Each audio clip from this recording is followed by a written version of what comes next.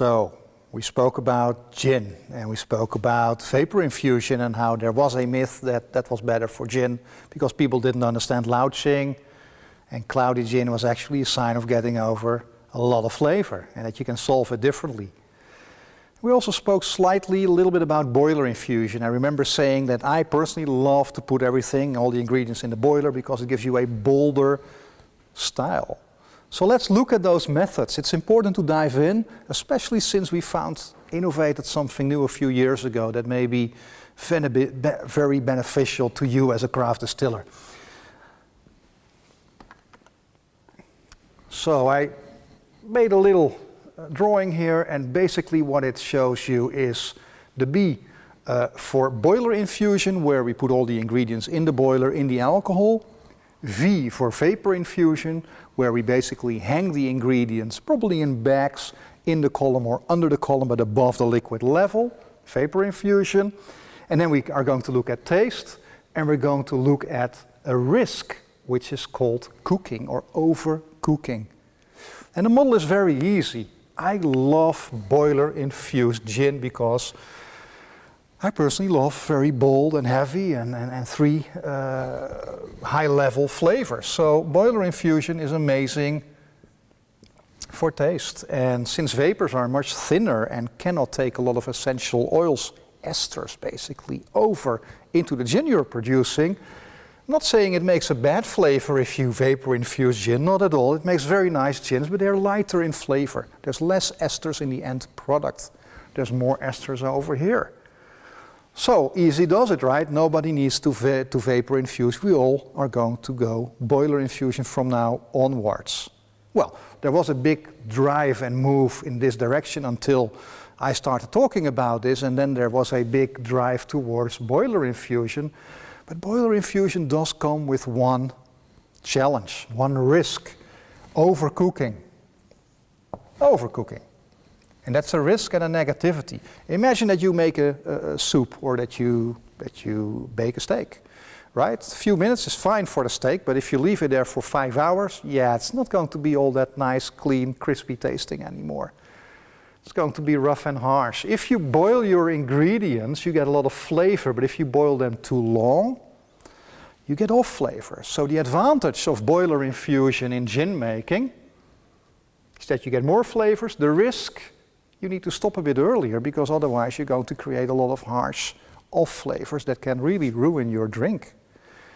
You need to stop. The tails or the tails associated flavors with this kind of gin making are not good for the gin. So, okay, let's move to vapor infusion because vapors are very thin, they don't boil. So, in terms of risk, there's no risk for overcooking. But the price you pay is a very light or a much lighter style gin than with boiler infusion. It's a trade-off. I hate trade-offs, and I think that there should be a solution out there, a tool for you guys as craft distillers to somehow have bold, beautiful, big flavors without the risk of overcooking. And that's the topic I want to talk about next. And that topic is called, you've probably all read about it, the Extractor. The Extractor is a tool, a new tool that we developed, I think 2.5, 3 years ago. But in all reality, it wasn't really new. It was already on the market. I think it was invented in 1837 by a Belgian chemist living and working in Berlin, Germany. And he was the first one to create this. And we sort of reinvented it. And we found out that the Extractor actually has the amazing capacity to create bold and big flavors, as in boiler infusion, and actually more. And since no cooking takes place in the Extractor, there's no risk associated with it. And that makes the Extractor the best of both worlds. And we like to give you, as craft distillers, opportunities, possibilities, tools to outcompete big alcohol. And by not having to choose between two potentially damaging scenarios, we invented that tool for you. or at least we made it available.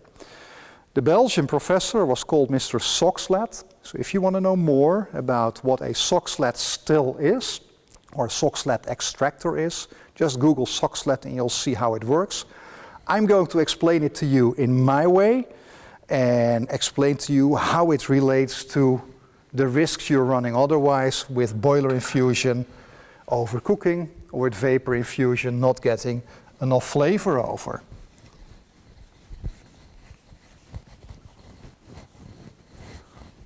And one or two anecdotal stories that go with it to show you how well it actually works, or how you can screw things up as easy as that.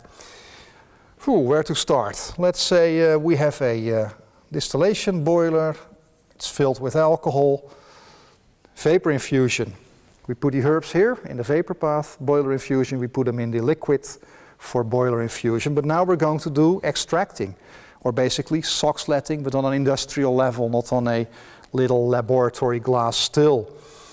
So what we want to do is we want to have the gases travel up, hit the cooler, and then return to an extractor.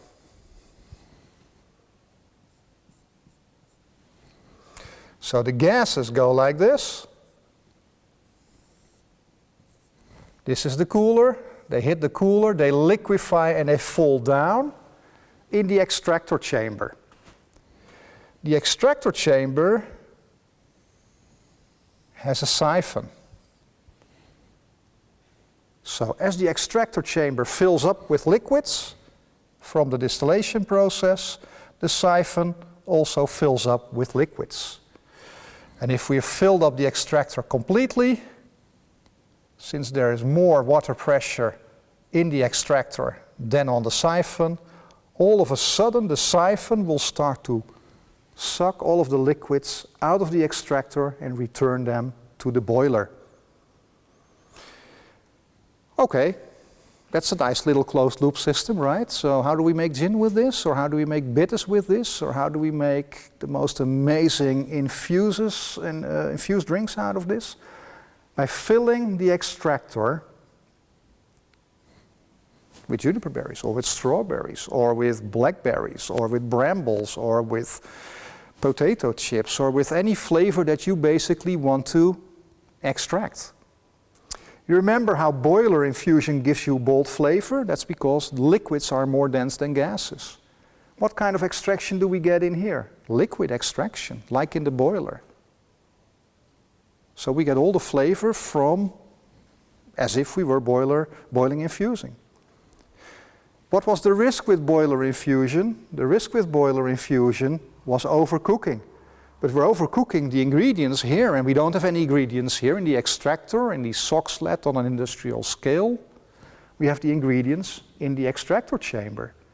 The extractor chamber does get warm, but it doesn't cook, so it cannot overcook your ingredients. So all of a sudden, we have a solution that allows you to create the big, bold flavors from boiler infusion and more, actually quite a bit more even, without ever running the risks of overcooking.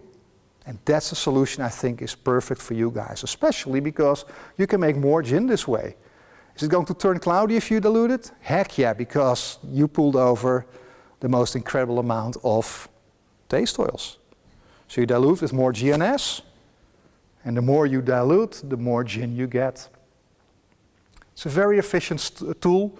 It's a lot of fun to work with. Our laboratory manager, whom you've met, Willem, was the guy to bring it to, in general, our attention. And the rest of the world said, like, yeah, you know, that's really fun, those glass little Soxhlets, but they don't work for a craft distiller. And I was like, yes, they do. You'll have to build them out of stainless steel. And that's exactly what you do. I'm going to show you one right here. And we've got one here next to us. So this is an extractor. Now you say this is not an extractor like the one that I just drew. And that's true. We make them stand alone now. For the smaller iStills, we make them integrated as I just drew. So on top of your column, or on top of your boiler.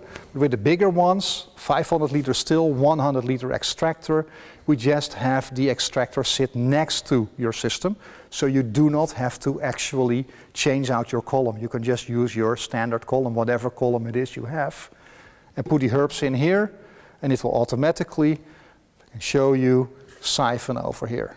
They're not attached right now, but that's the siphon, goes back into the boiler. Makes it very versatile, easy to swap around, easy to refill.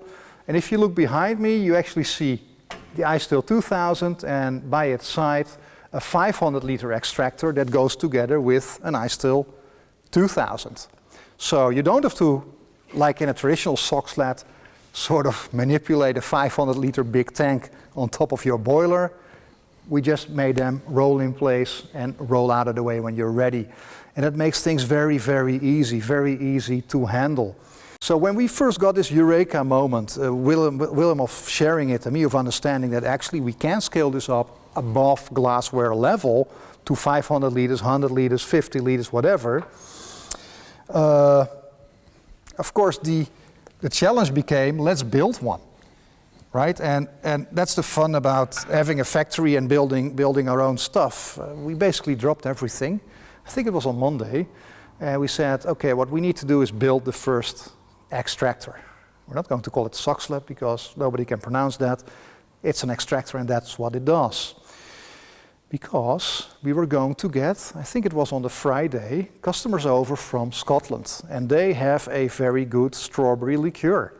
And I think strawberries should be something we can extract, and they come and they can have a look at it, and if they like it, we learn something, and if they don't, we learn something as well. So we dropped everything, started building the first extractor. Now they didn't come to improve the strawberry liqueur. They visited us because they wanted to make their own alcohol. So they came to look at, I think, a 2000 in order to make their alcohol that they could then use for the strawberry liqueur.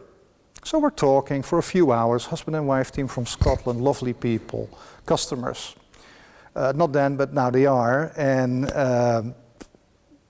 they were saying, like, what's the guy doing in the corner there? And that was our laboratory manager, William, working with the first extractor that we built. Basically was ready on Thursday. Friday they come in, we bought all the strawberries we could find in the city here, and we started extracting them. So I said, hey, go check him out. And they said, oh, that's an amazing coincidence. He's making strawberry liqueur. I said, yeah, well, not really a coincidence. We knew you were doing this. We knew you were coming. We wanted to take advantage of your expertise and tell us what do you think? How is it? Do you like it? They tasted it and they said, wow, it's got about 25% more flavor than the way we make it. It's okay, well, that's a first positive, so thank you. And then I asked, like, so how do you make it? I said, well, we buy alcohol, we dilute it, and then we put these strawberries in, we let it sit for 6 weeks, we strain the strawberries off, we measure everything according to the alcohol percentage, add sugar, mix it, that's it. So I said, how long does the whole process take? Well, 6 weeks of maceration and then another week to make it. I said, we just made this in 6 hours. And I remember her saying, like, and we need that one as well. So we are now very confident, right? Strawberries are amazing. The extractor is the invention of the century, and wow, we're onto something. So the next day or the day after, no, I think it was Monday after the weekend, we had a professional taster in, and I had to sort of say, you know, I'm going to lure him in because he likes to come here every now and then, but he doesn't want to taste strawberries. This is one of the things, if you taste strawberries, they're either flat because they're overcooked, because it's a fragile fruit, or they're artificial, and if I have artificial strawberries, as a professional taster, I can't work for a week because my palate is thrown off. So I said, like, well, you know, of course it's not going to be strawberries, but we have a new technology we want you to judge. And then he came and, well, we just presented him the strawberries, and he was angry at first until he tried it, because he did try it and he said, like, wow, this is amazing. This is like closing your eyes and having somebody cut a fresh strawberry next to your nose. The flavors were amazing. The efficiencies, 6 hours versus 6 weeks, were amazing. So it worked for gin and it worked for strawberries. So we get even more hyped, right? Hyped up at least in ourselves and energetic, because even the professional taster was like, and I need one, and I'm going to put strawberries in my garden because this is amazing, I want to make it. So a week later, a couple from Ireland comes by and they want to make a gin that includes, I think you call them blackberries. You know, those a bit like strawberries, but dark blue black, and with little berries all grouped together into one little bit of fruit. So we're like, yeah, no problem, man. We've got the extractor. Sure, it will be amazing. So we start doing it, all confident. And at the end of the day, we were almost in tears because the product was harsh and undrinkable, really undrinkable. Like the tannins were like melting the teeth out of your mouth, like tea, overly strong, times 10, like red wine. After you open it, you know, the tannins can hit your teeth in a certain way. Undrinkable. So we're like, Jesus, what just happened? What went wrong? Is it the fruit? Is it the procedure? Is it the technology? Is it our approach? Like, yeah, we were a bit in shambles there. We were about to toss it, and just before we toss it, I smell it. So instead of drinking it, I basically smell it. And it smelled like blackberries. It smelled beautifully like blackberries. So all of a sudden, with that insight, we could figure out what went wrong. The extractor is so good at extracting that if you put something in there that doesn't have tannins, like strawberries, well, then it doesn't extract tannins. It does extract all the color and flavor, so if you look at the strawberry, actually see through the strawberry after they're extracted. But brambles and blackberries, they're much higher in tannin levels. Extractors, they don't judge flavor, they basically just extract, and they're very good at it. So we had extracted all of the tannins from the blackberries. And tannins, above a certain level, make the drink undrinkable. So here we are with an undrinkable drink. And then we smelled it, and the smell was great. And that learned us something, because if you distill, you also create vapors that you then liquefy somewhere else. So couldn't that smell represent what we would distill off the extract? Tannins do not come over in distillation. 1 and 1 is 2, let's do it. So we took the extract, the blackberry extract, put it in, I think the iStill Mini, redistilled it, and now the distillate comes out clear because that's the way it does. The tannin stayed behind in the boiler, and all of a sudden we had something amazing, bramble or blackberry-like. Just as good as the strawberries were. Only a different product, a different procedure. First thing we made with the strawberries was an extract.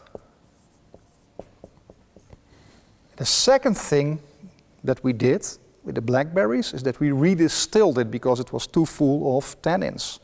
By redistilling it, we take out the color, we leave the tannins behind, and we create something that we call an essence. So with an extractor and with an iStill together, you can both make extracts, colorful, very flavorful, normally around 30%. But you can also redistill that extract into a clear essence, usually diluted, saved, used at around 60%. And that means that even if you find that a certain product doesn't come over very well as an extract, it can still come over very well as an essence. And all of a sudden it's the essence that captures the essence of the fruit, the herb, whatever you're trying to get over. It's an amazing tool. We use it, we think around 40-45% of our customers use it, or at least that's the people that have extractors ordered with them. Few more things you should realize if you look at the extractor is that some of the herbs and some of the flavors are extracted in water. Some esters, some flavor molecules are water soluble, and some are alcohol soluble. So cinnamon, for instance, has, I think it's called canelium, as a flavor component, and cinnamon's flavor component is purely and solely alcohol solvent. So you use a very high alcohol base to get that flavor over. If you would do a water distillation, you wouldn't get the right oils out. So there's two ways to play with the extractor. Create an extract that sits in the boiler of your still, because that's where it returns to after extracting. Maybe redistill that extract into an essence. Again, you just use your still, you don't even need the extractor at that moment. You just fire up the boiler that's full with extract. And then in the making of the extract, you can actually decide how much water I do versus how much ethanol. So do I work with a 30% or a 20% or a 10% or maybe a 60% alcohol strength to start with? The higher proof your alcohol in the boiler during the extraction process, the more of the ethanol solving flavors I get over. The lower my proof in the boiler, the more water soluble. So there's basically two dimensions that you can play around with. Extracts versus essences, water solvency versus alcohol solvency.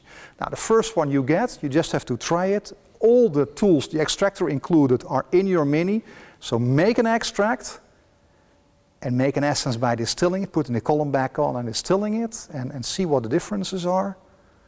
Maybe do something like peel, orange peel, in alcohol, in a bottle of vodka. See if you can capture the essence of that. See if you can capture the extract of that by using the extractor. See if it works with high proof alcohol or low proof alcohol and if there's a difference. And especially on the alcohol and water ratio, so what proof should your boiler charge be at? We have a lot of experience, and especially William can help you out very well because for many ingredients we have listings that actually state is it water soluble or is it alcohol soluble, and we can share that information with you to sort of help you bridge the gap and get to market with a product as quickly as possible. Now the extractor is really, really versatile. We use it for wood aging. So we put whiskey in the boiler and we put wood chips in the extractor, and within 6 hours we've got a dark brown aged product. It's ridiculous. We use it for coffee making. We stopped that because making 100 liters of coffee is not really what we drink here in a day, and it gets cold, so you need to heat it up again. But we made coffee with it. We made beer with it, where we put the malted barley in the extractor and did the hops cooking in the boiler. Turned out pretty good. Fortunately, it's almost finished. That always happens with the good stuff that we make. I think the last thing we used it for was put a lot of carbon in there, activated carbon for filtration.